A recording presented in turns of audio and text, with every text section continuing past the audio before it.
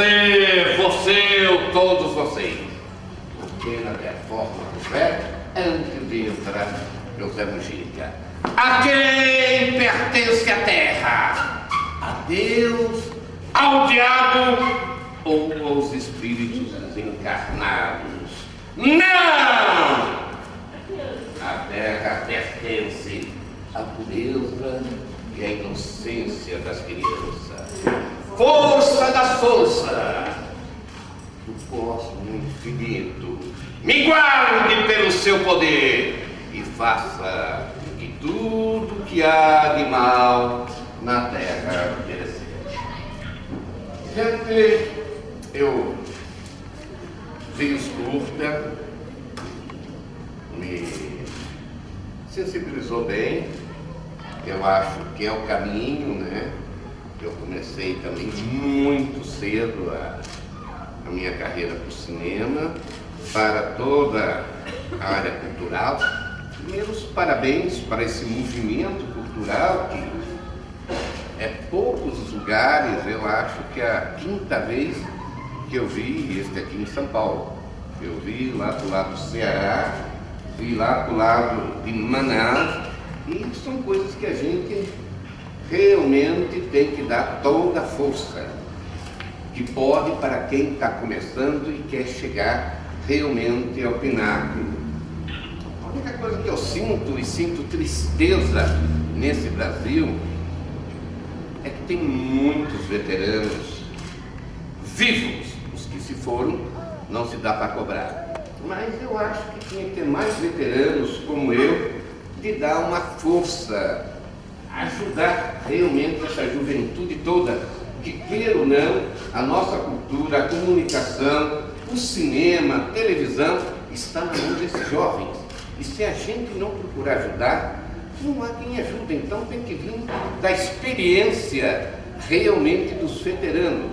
É a única tristeza que eu falo em televisão, falo através dos YouTube, vou dando toda a minha força em rádio, em revista, em jornal, para ver se a gente mexe com o governo federal. Eu acho que tem que vir uma lei federal e dar realmente ajuda. Eu estou numa luta aqui para São Paulo e consegui realmente, vamos ver se 2009 eu consigo, que eu venho com um filme, Encarnação do Demônio, o final da minha trilogia, um filme que começou em 66, quando eu fiz o roteiro. E aí, por perseguição, de censura, foi até perseguido pela igreja, que me entendeu mal no passado, mas a ditadura me castigou e eu não conseguia fazer a fita. Vinha década, e consegui agora em 2008, 41 anos, quase 42 anos depois, fazer realmente aquilo que eu acho a minha maior obra e que eu ponho como a Bíblia do cinema de terror da América Latina. Eu falo terror, mas é um cinema de um terror tupiniquim, não tem nada a ver com monstro lá de fora, Drácula, não tem Frankenstein, não tem múmia, é nosso, é daqui, é da terra. Eu acho isso muito bom e por isso eu procuro incentivar, não que siga o meu gênero. Eu já fiz bang bang, fita de aventura, cada um siga aquilo que está dentro. Fazer musical, já fiz. Então eu acho que as pessoas têm que fazer aquela tendência que tem e soltar. Eu faço realmente o terror, eu gosto de mexer nas nossas lendas, eu acho que temos lendas fantásticas e quero realmente competir, que eu acho que nós brasileiros temos um espírito de criatividade muito grande. E eu estou querendo competir com os europeus. Eu acho que temos condições disso. Não temos que ter medo. Nós não temos condições financeiras, mas criatividade, o brasileiro tem demais. Ele é criador. E hoje, os americanos, os europeus, estão fazendo fitas, se vocês começarem a ver, são versões realmente de fitas que fizeram sucesso. Está acabando lá a maneira de pensar, a coisa bonita que eles tinham, não tem mais. Criatividade eles têm que buscar lá fora, e nada mais do que buscar no Brasil, e no Brasil nós temos realmente criatividade. Para nós, e para dar para europeus, asiáticos, enfim, todo tipo de gringo, nós estamos aí à disposição. Eu queria dizer somente, contar um pedacinho da minha história no cinema. Meus pais tomavam conta de um cinema, realmente em São Paulo, na Lapa, né? Vila Anastácio. Meu pai foi toureiro, minha mãe dançarina de tango, então era um artista. E eu, realmente, morando naquele cinemão, no fundo, vendo aquela tela quase sempre, aquilo foi mexendo comigo. Eram duas coisas que eu gostava: história em quadrinhos, que eu ainda sou realmente quadrinista, gosto de colecionar algumas histórias em quadrinho, e era o cinema. Então isso me batia demais. Eu tinha que fazer alguma coisa. Então, tirando vantagem, porque meu pai ajudava a igreja, dando realmente festas para realmente as igrejas eles poderem ter uma verba, eu tirei partido disso. E claro, puxando o saco, padre, depois eu como diretor mirim. Aí eu passei a dirigir um grupo de congregados marianos, né, com 9 anos de idade. Eu queria aparecer, queria fazer algo bonito. Então foi marcada uma peça de teatro, exatamente no palco do cinema, em um palco bonito.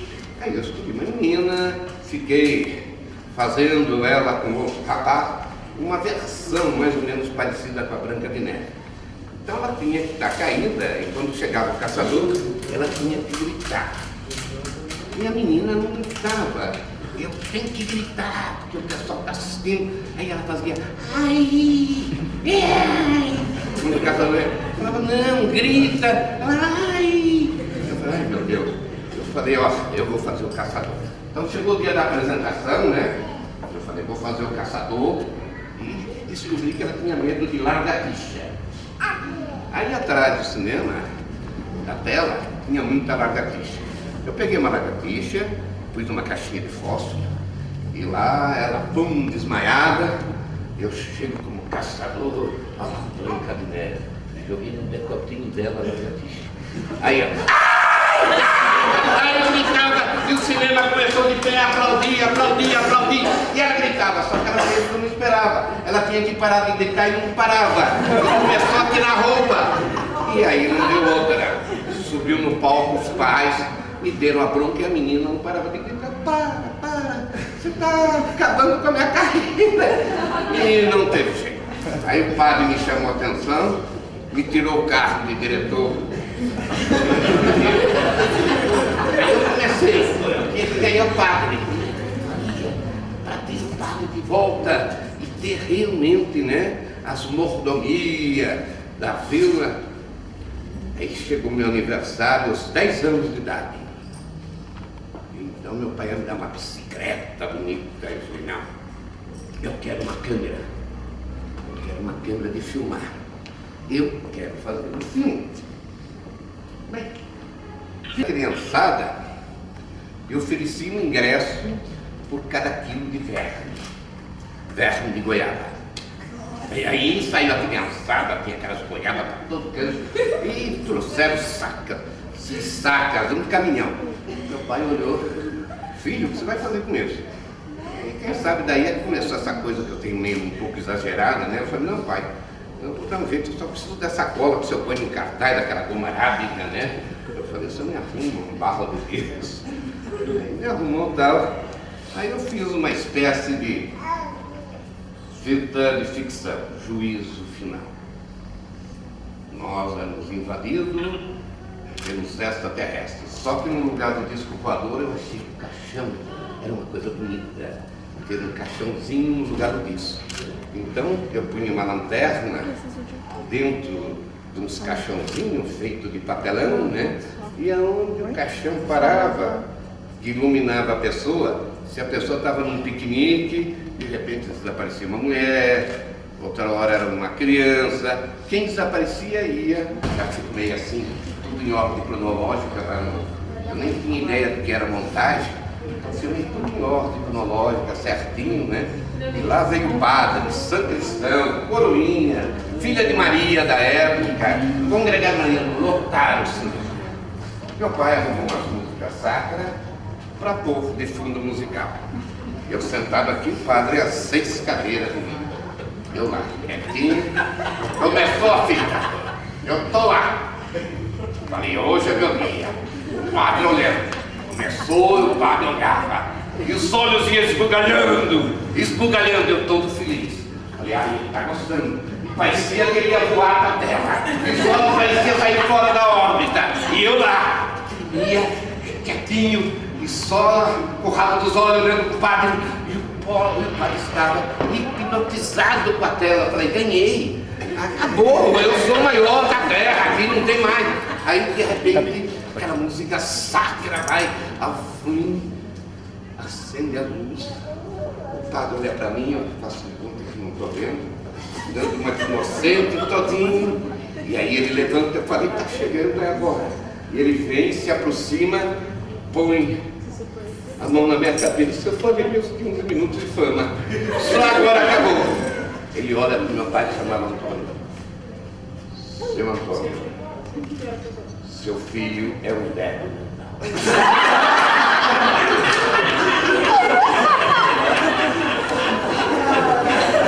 E aí começava a minha saga. Mas é aqui, vocês têm que acreditar. Foi o primeiro tropeço. Então vocês, novos, tropeça, levanta, porque eu parei. Fui em cima, mesmo sabendo que ninguém queria trabalhar comigo. E como você está com tudo perto, você faz essa fita em 4, 5 dias, que é o que eu fazia. Por isso diziam, pô, mas o homem é rápido. E aí você fala, eu tive que viajar para arrumar aquele rio, eu tive que ir nas matas lá perto do Amazonas. E com isso você vai falando, não, foi muito gasto para levar equipe e tal. E você não saiu do lugar e fez uma fita que todo mundo fala, nossa, quanta coisa. Legal, quanto você gastou? Eu gastei 600 mil e você não gastou nada. Película,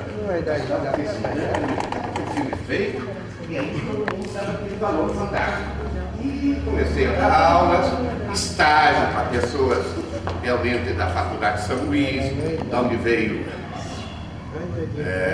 Reichenbach, de onde teve Persão, e pessoas famosas do Brasil que fizeram cinema, e aí foi dando, chegando, e o pessoal, aqueles que diziam que eu era amador como padre, que eu fui procurar ele uma vez, ele falou, você não nasceu para o cinema, e depois chegou a me pegar para que o pessoal fizesse estágio com o meu filmado.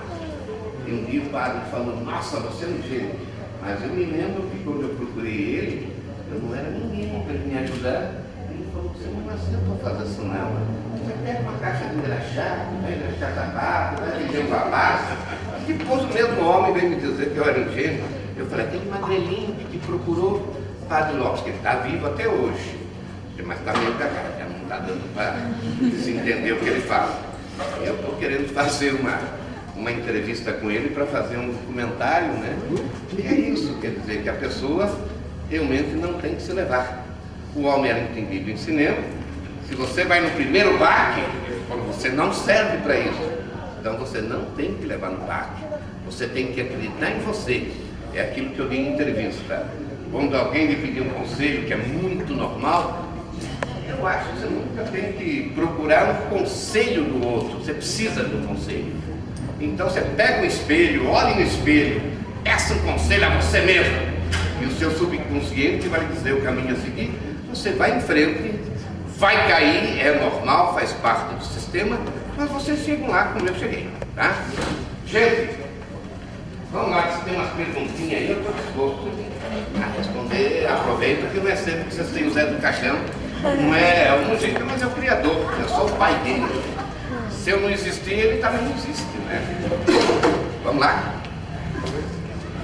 Eu tenho. Ali, ó, muito bom. Eu queria que você falasse um pouco esse tempo que você ficou parado, quando você voltou a fazer o meio de direção dele.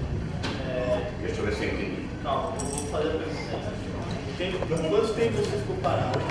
Quando você teve que voltar, a sua visão de direção de cinema foi muito diferente. O que você acha que acrescentou mais a sua experiência de vida? Mas esse tempo que você parou, e quando você teve que voltar, que você ficou um tempo parado, né? Fiquei inquieto. 20 anos sem poder fazer longa em película. Mas fiz muito trabalho em vídeo, na televisão, fiz trabalhos para os outros, né? E o vídeo, para mim, eu não sei, pai. Você está fazendo, não tem aquela sensação como uma película, que é 35mm, e cada metro dela custa uma fábrica. Então te obriga você a ser dinâmico, a fazer uma série de coisas. Então o 35 me fascinava. Eu acabei trabalhando nesse tempo em várias produções como ator. Algumas delas eu fiz como supervisor e a maioria das coisas é como eu falei, fazia em vídeo, como me pediam, eu ia vendo. E muitas vezes eu fazia trabalho e deixava o outro assinar o nome, para dar uma força ali. Assim, eu dei muitos amigos dando os créditos para a pessoa. Fazia fita em vídeo, mas deixava o cara levar os créditos e começar realmente a fazer carreira. Mas não parei esse tempo todo, eu fiz teatro, fiz muito show, viajei muito para o exterior, fiz muita oficina, nunca parei de fazer oficina e faço aquela oficina que eu começo a fazer, uma oficina de 4, 5 dias, 6, né? Já no segundo dia eu já estou todo o pessoal a criar história, cada um busca uma história, eles mesmos filmam a história e depois eu dirijo no último dia. Eu vou dirigindo a melhor das histórias. Escolho uma história de cada aluno e a melhor eu pego e todo mundo vem junto, todo mundo trabalha como assistente, fazendo isso, aquilo, e eu vou explicando aonde foi. Você tem que fazer um chicote, uma panorâmica lenta, e assim eu vou dando explicação. Então foi isso que eu fiz nesses 20 anos. Não parei, escrevi livro, revista em quadrinho, consegui. Eu não saí da área de comunicação.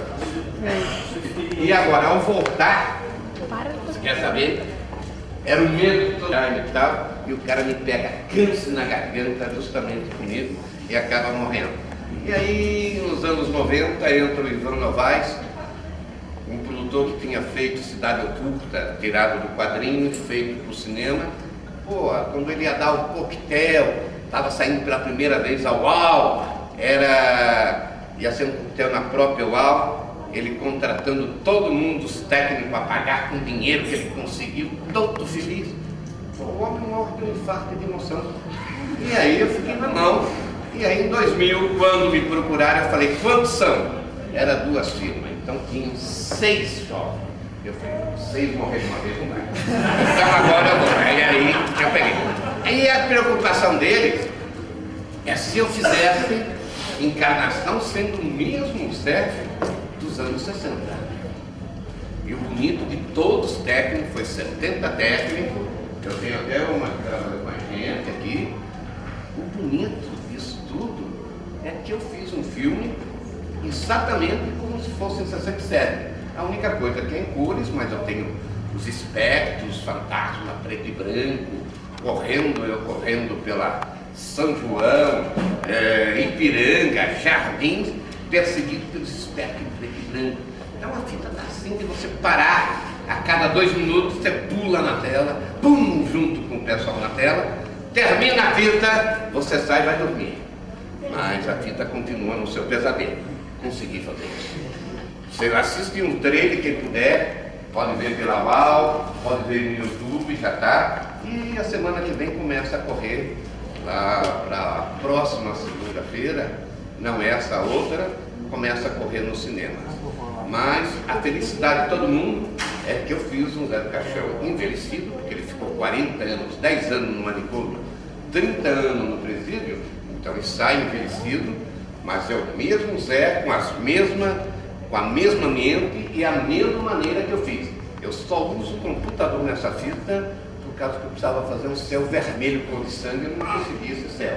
Então, para não fazer um céu todinho fajuto, eu preferi usar o computador. Mas o resto é tudo efeitos artesanal, como eu fazia no passado. E todo mundo ficou feliz e a fita realmente, você pegando a meia-noite esta noite, você só vai ver a diferença do colorido. Mas o Zé é só um pouco mais envelhecido. Vamos lá, a outra pergunta? Só um minutinho. Respondeu? Só um minutinho. Desculpa. E as suas duas maneiras? Ah, valeu. O senhor está prestigiando aqui que eu acabei de... Quero não, eu acho que é um evento que tem que ser um evento cultural, que tem que ser imitado por muita gente em São Paulo. Eu só vi isso, como eu falei lá no Ceará, em Manaus, as pessoas fazendo, mas que tem de gente carente, com criatividade, querendo participar, querendo fazer, então tem que ter um órgão do governo para ajudar. E o senhor está de parabéns com esse evento, esse movimento cultural.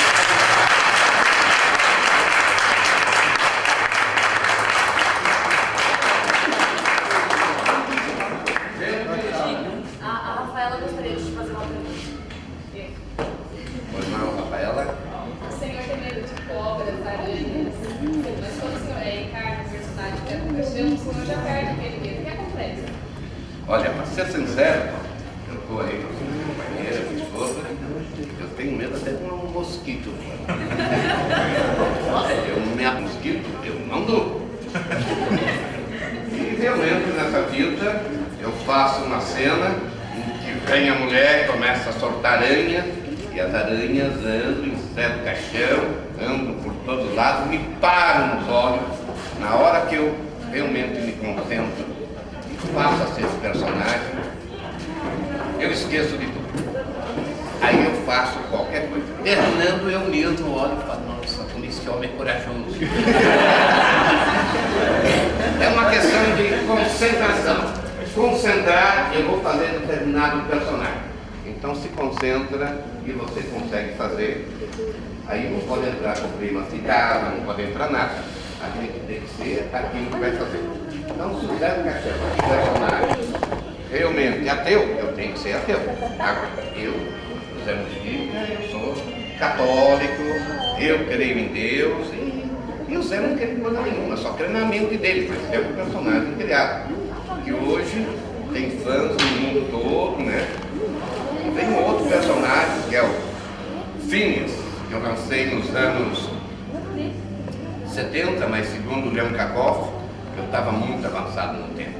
Só hoje que o pessoal começa a ver que Phineas era um personagem muito evoluído, que era o não, a fita era muito evoluída. E o que está acontecendo hoje com o Brasil e o mundo todo, eu procurei retratar em Phineas nos anos 70, mas eu estava muito avançado no tempo. E hoje os americanos querem a fita, e com certeza no ano que vem estou relançando Phineas, que era um sonho de Glauber Rocha, ver Finis Hominis, que é o nome do personagem, se encontrar com Zé. Porque Zé é um louco consciente e Finis é um louco inconsciente.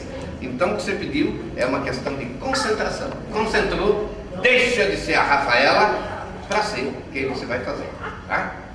Ok, gente, outra pergunta. O Pança me ajudou, vendeu o carro, e com aquele dinheiro a gente contratou uma equipe para 13 dias, que era o dinheiro que eu tinha para pagar por dia, porque eles não acreditavam em terror e de repente eles queriam receber por dia.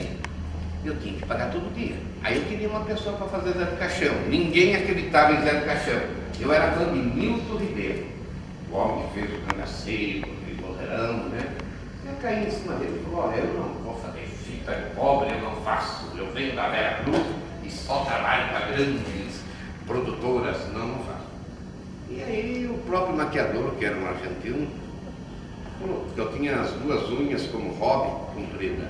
Falou, por que você não faz? Eu já tinha barba, porque em vez de meus cunhados fazer uma promessa para eles, que eu tive um problema intestinal, fizeram uma promessa para mim deixar barba. Né? E aí eu tinha barba, aí eu falei, mas peraí, eu estou de barba. Não, você podia fazer o Zé, você está com uma capa, porque no estudo que eu tenho onde hoje é o metrô Santa Cecília, a pessoa que tomava conta fazia práticas de macumba e esqueceu uma capa de enxuto. E eu peguei essa capa de enxuto. Aí tinha um maço de cigarro clássico, uma castola. Eu falei, aqui tá.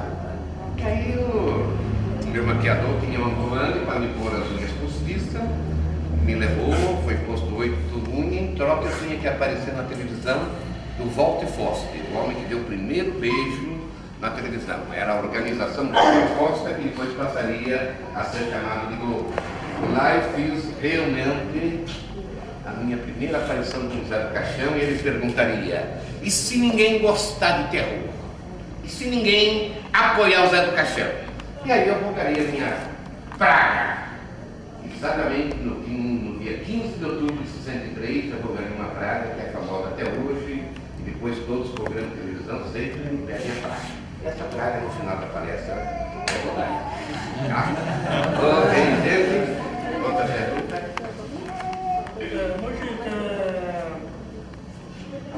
Depois do suposto esquecimento na década de 70 e 80, o que levou você a começar uma nova carreira na porno chanchada? Não foi 70, não foi 70, foi nos anos 80. Né?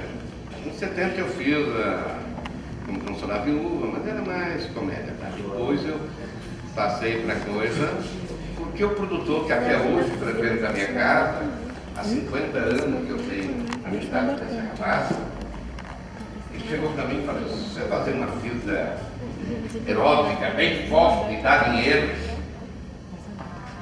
eu faço em casa dessa mulher. E aí, eu topei a parada, né?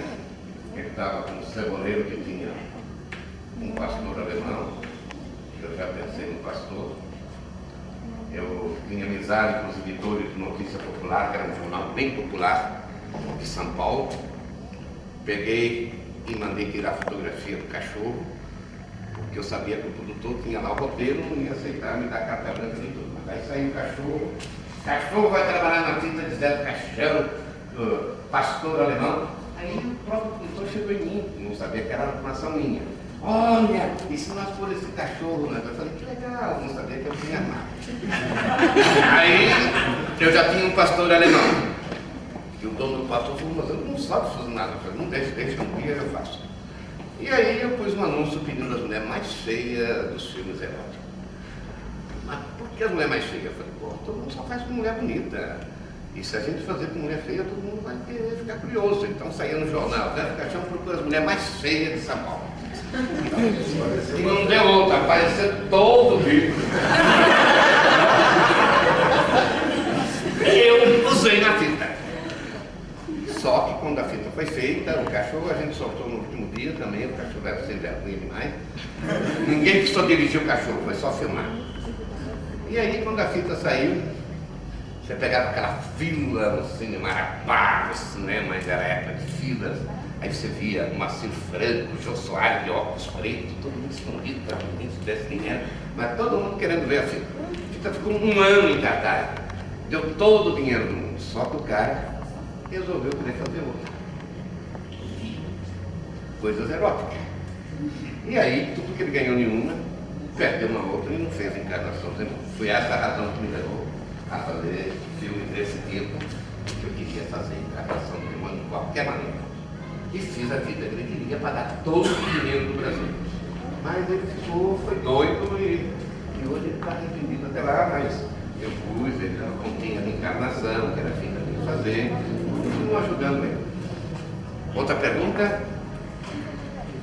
O seu personagem, Zé do Caixão, muitas vezes ele é posto como um personagem cômico pela mídia. O que o senhor acha desse fato? Eu acho que ele nunca fez intenção. Não! Você tem que ver, a mídia tem que vender jornais, tem que dar ibope, né? Toda a minha vida, e o terror só tem força se você for propositar no decorrer da vida alguma coisa para o povo rir. Você vai ver encarnação e vai ver que coisa, você vai dar risada. Mesmo vendo o sofrimento de uma menina com 3.000 baratas, você vai ter graça. Porque eu acabo sempre fazendo uma piadinha. Então toda fita de terror a gente põe que é para a pessoa rir e aí ela se acomoda para sentir o resto. Então as pessoas acham que isso é erro, não. Eu faço isso proposital. E o problema das pessoas tentarem ridicularizar, se você analisar eu corri atrás no passado. Aí falaram pessoas como Glauber Rocha, se você já deve ter ouvido falar, o Gélio Scanzella, Oswaldo Cadeia, Luiz Sérgio Persão, os maiores do Brasil, o Jô Soares, o Gica. Esses caras são críticos frustrados. Se você pegar qualquer jornalista que está descendo o pau em mim, como aconteceu essa semana, enquanto todos os jornais do Brasil inteiro falavam de encarnação, surgiu aí um cara querendo aparecer e falando besteira. Aí fomos levantar quem era ele, e foi um cara que tentou fazer uma fita, até hoje está engavetada e ninguém assistiu a fita, e ninguém quer ver assim. Então a maioria dos críticos que eu procurei saber no passado, através desses amigos, Glauber Rocha, Persão, Scanzella, Candeias, que foram os grandes do Brasil, né? Através disso eu procurei levantar cada um. Todos eles tiveram as fitas feitas e não deu em nada. E aí, então, o que eles fazem? Criticar quem faz. E eu, como não tive toda aquela força que as pessoas gostariam que tivesse, então acaba criticando. Agora, a encarnação não vão criticar por quê? Porque os produtores são tudo jovens. Quem deu dinheiro? Geraldo. E vai ser o prefeito de São Paulo. Eu não sou político, mas estou apoiando o Geraldo. E o Geraldo vai ser o prefeito. Escreva o que eu estou falando, não sou político, mas estou apoiando ele. E ele, como governador, me deu a primeira grana para a encarnação. E depois aquele cara que se pensava que não vinha dinheiro de lado nenhum, Lula. E o Lula levou outra parte. E aí a Fox entrou com dinheiro, e aí a Gulanda entrou, e aí acabou se tendo uma fita. E para mim, assim, a fita mais cara minha tinha sido 120 reais, 120 mil reais. E hoje eu estou com uma fita de 5 milhões de reais. Nossa, eu fico só olhando assim, nunca pensei que faria uma fita assim. Agora não vai pensar que é por causa dos efeitos, não. É que dessa vez resolvemos pagar todos os técnicos na altura, figurante recebeu o que tinha que receber e os atores receberam na altura. E eu me senti feliz porque tive numa fita refazendo todos os erros do passado. O pessoal tinha quase colaboração, e essa não. Se a pessoa vinha, eu fazia questão de pagar e receber. Isso a fita ficou muito cara, que é muita gente na fita. Outra pergunta? Qual foi o lugar mais estranho que você já viu? Olha, você me fala em lugar estranho, eu tinha dito lugar estranho. É bem difícil, porque eu fui sempre chamado para casas mal assombradas tirar assombração. E lá eu nunca vi assombração, mas ia, né? Aí surgiu o vampiro de Osasco, lá vou eu para Osasco. Aí bebê de água, eu tive que mandar o bebê de água lá para a Europa, para fora, né? E as pessoas têm isso da coisa, né? Mas eu fui em tanto lugar. Vamos supor, o que você acharia como algo esquisito? Se eu for contar a história, vai demorar muito. Eu fui cair num lugar, uns caras meio doidos, né? E quase que a gente acaba virando o almoço dos caras. Foi lá em Joinville, Santa Catarina. De repente, os caras expulsaram até o padre da igreja para fazer um jantar. Eu não sabia. Aí descobri que os caras eram loucos. Eles tinham muito dinheiro, dominavam Joinville, tinham sido os pais deles primeiro. E a primeira coisa que eles me mostraram, ele e a esposa. A esposa era jornalista da Manchete, uma mulher muito linda. Ela foi para fazer uma entrevista com o cara e se apaixonou, porque ele parecia o Conde Drácula. Mas era um cara com visual fantástico e ela ficou com ele, nunca mais voltou para a Manchete. E aí ele falou, vou me apresentar, quero te apresentar meus pais. E aí o pessoal dizia, ele não pode apresentar que os pais morreram há 20 anos. Eu, como sou curioso, né? Falei, pô, eu quero ver os pais dele, se morreram há 20 anos ele vai me apresentar. Aí eu fui. E comigo foi alguns políticos do local que depois se mandaram primeiro. Aí eu subo e os dois anciões deitados, gemendo de dor. Esses homens estavam morrendo. O homem, ele dizia para mim, eu fico com ela falando palavras de amor. O senhor já imaginou sobre esse gemido? Eu falei, estou perdido. Estava eu, uma companheira, eu falei, estamos perdidos, hoje nós vamos virar jantar desses caras, porque os caras só tinham coisa. Aí prepararam o jantar, vinha todas aquelas abóboras assim, tipo Halloween, né? Os caras passando, cozinheiro, todo mundo era esquisito, meio doido. E os deputados que estavam comigo falaram, ó, estamos indo, senão nós vamos virar jantar desses caras. E só ficou um cara de cinema, né?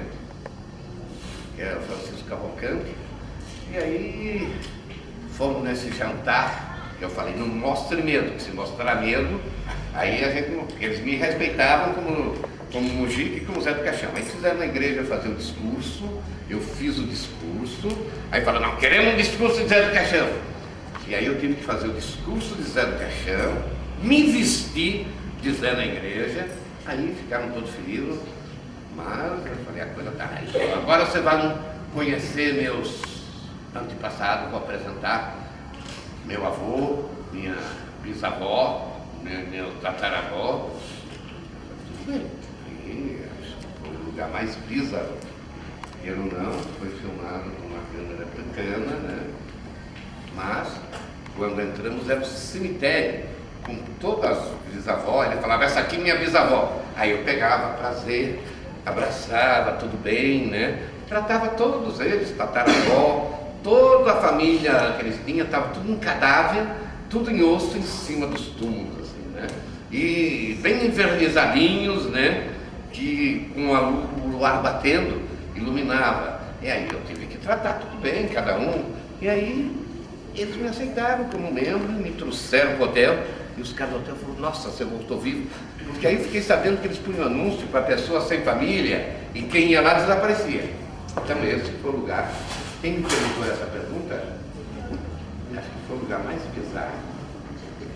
Andando por sobre ossos de todos os lados, e você tem que abraçar, encostar, muito prazer, e dar a entender que a pessoa está viva.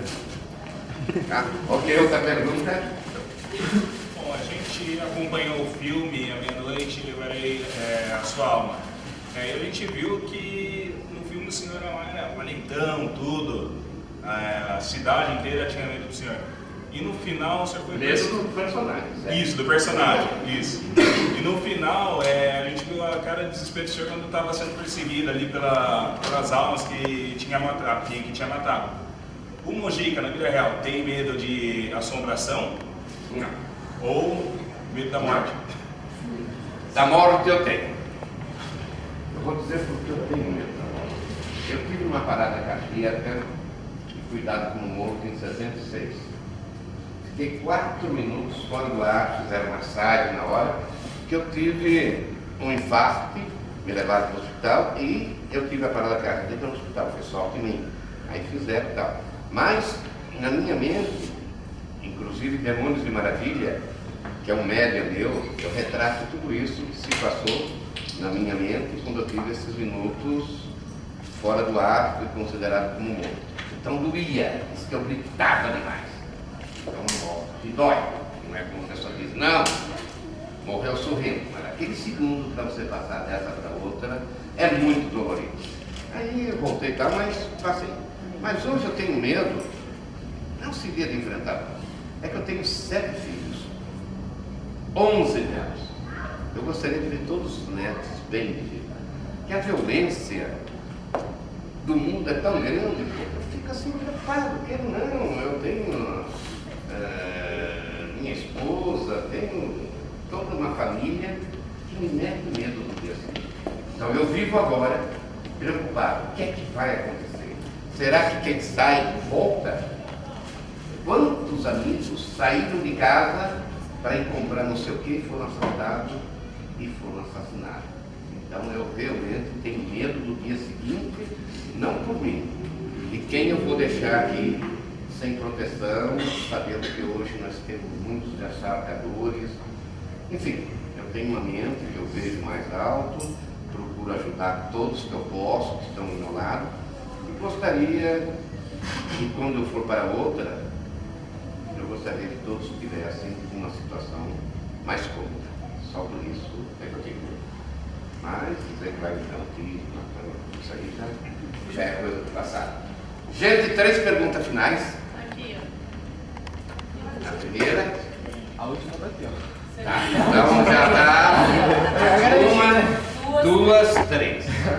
Você é um grande cineasta, um grande diretor assim. E que mensagem tem que passar para as pessoas que estão começando agora? Porque bastante pessoas têm medo de, sabe, de cair no meio da caminhada. Que mensagem tem que passar assim?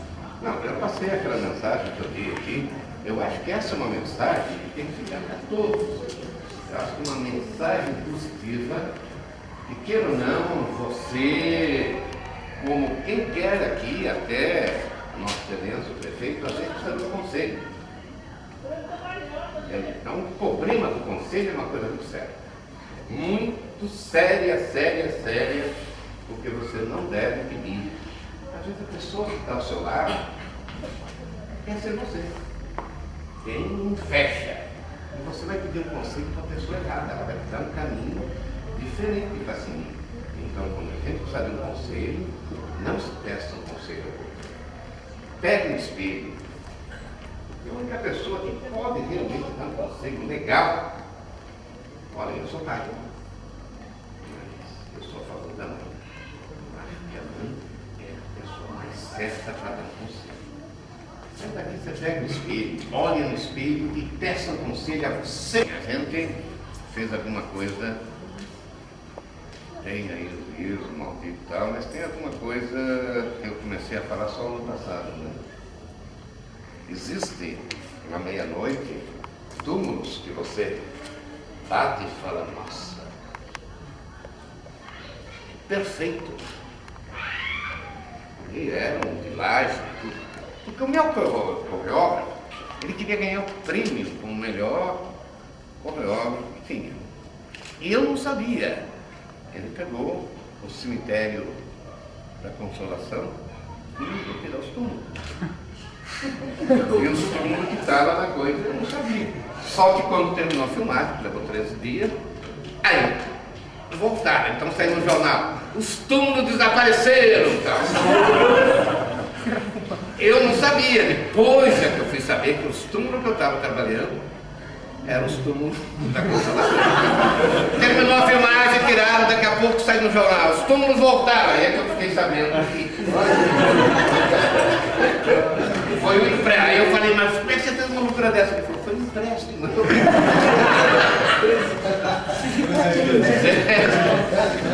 Então tem mais essa na mesma, entendeu? Olha, foi um prazer. Novamente, pelos curta que eu vi, vocês têm futuro, têm que persistir. Não é fácil você ir atrás de um que tem dinheiro, outro, é difícil.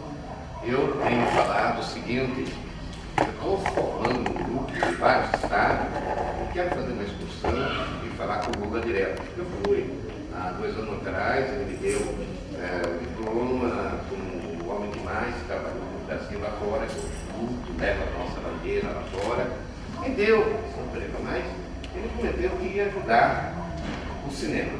Mas ele dá uma verba, mas está acontecendo o seguinte, no Rio de Janeiro tem um grupo que leva 80%. E dessa grana que vem do governo federal, 80% vai para o Rio. 10% vem para São Paulo e 10% é dividido por 25 estados. Então nós temos que juntar grupos, ir lá conversar e realmente acabar com essa panela, que é uma panela. São pessoas, vamos falar, família Barreto, então eles falam. Bruno Barreto, nossa, então eles fazem aquelas fitas com milhões e tal, e os outros não têm dinheiro para trabalhar. Então, como todo mundo tem a sua primeira reportagem, você tem o seu primeiro, o médico tem a sua primeira operação, o engenheiro tem a sua primeira casa, então o cineasta tem que ter o seu primeiro financiamento. Então, para isso, nós temos que correr e falar com os homens que estão dominando lá em cima, né? E conversar para eles começar a ver esse júri que divulga a verba, ver que quem vai buscar verba, se realmente já não tem gente que vai buscar dinheiro, tem mansões, tem casa, tem dinheiro demais. E aquele que não tem nada, realmente não consegue nada. E justamente os que têm, que é o que ela sempre me fala, por que o dinheiro só serve para quem tem? porque eles têm uma panela, e essa é a panela que nós temos que lutar para acabar. E se Deus quiser, a gente vai unir força e vamos acabar. E de repente, nós persiste que vocês chegam lá. Pelo trabalho que eu vi hoje, realmente tem um pessoal de talento e só deve ter incentivo. Novamente os parabéns ao nosso prefeito aqui que colaborou com isso, e isso é uma coisa que eu vou para todo lugar que vai. Eu vou falar de Jundiaí, como eu falo do Ceará, como eu falo da Amazônia, e vou falar da onde eu vi realmente o movimento disso pela cultura nossa que precisa chegar lá. Tanto a parte de jornalismo, a parte de cinema, como a parte de televisão, teatro, precisamos de ajuda, como tivemos aqui o prefeito dando essa colaboração. Senhores, uma salva de palmas novamente ao prefeito.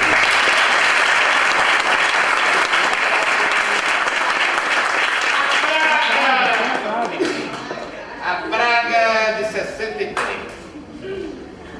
Ela só olha, não é praga de mãe, mas é de santo caixão essa praga. Que os vermes que habitam a sua carcaça devorem todo o seu cérebro e você continue em vida por toda a eternidade, sentindo as dores da fornalha do inferno. Isto vai acontecer se você não prestigiar a cultura e realmente não ajudar um semelhante que é bem mais fraco do que você e precisa.